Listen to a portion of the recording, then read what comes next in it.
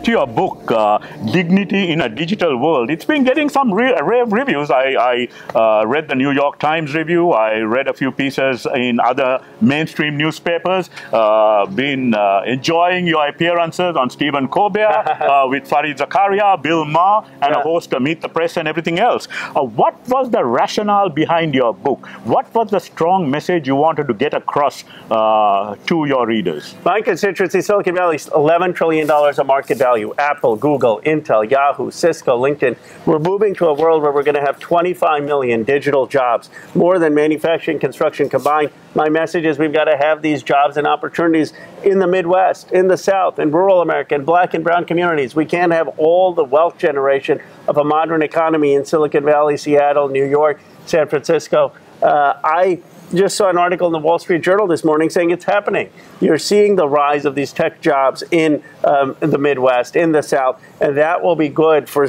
overcoming some of the division that the country has. I remember both writing about it and the lengthy New York Times piece when you went in sort of a yatra with some of your fellow congressmen, senators to some of the rural areas of the country, and you were advocating for this. So is this what you're trying to get at in terms of, you know, the dissemination of this kind of thing, the internet, etc., to the rural communities? Is that that is absolutely, and to rural communities, to mid-sized cities. And the difference is we've had the COVID realignment, and the COVID realignment has shown all of these companies they can have a remote workforce. They don't need to have everyone come to Sand Hill Road. They can be very profitable, and we can have distribution, and it's good for my constituency. You say why?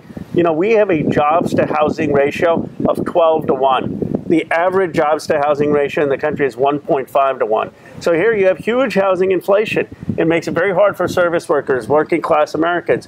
If the jobs were more distributed, housing prices would come down here. There'd be a relief on housing and traffic, and you'd see other areas that do need the investment flourish, and you would have greater cross work, joint work between Silicon Valley, rural communities, black communities, so that we start to stitch this country back together. The powers that be in the internet world, in the social media scene, Facebook, etc., and a whole heap of other, you know, powers that be were those who really backed you when you first made your bid for Congress.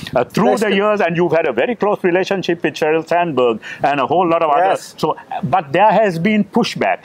In fact, you acknowledge the same thing on Fareed Zakaria's show, that there has been pushback, and even on the show you said you just got an email from someone. But so how do you reconcile this? Because some of your biggest backers of your campaign who contributed hundreds of thousands of dollars and also been genuinely supportive of what you were really wanting to do at the time you ran for Congress, what's the kind of pushback you have had, and are you going to continue arguing for what you argue in your book in terms of what this should all be?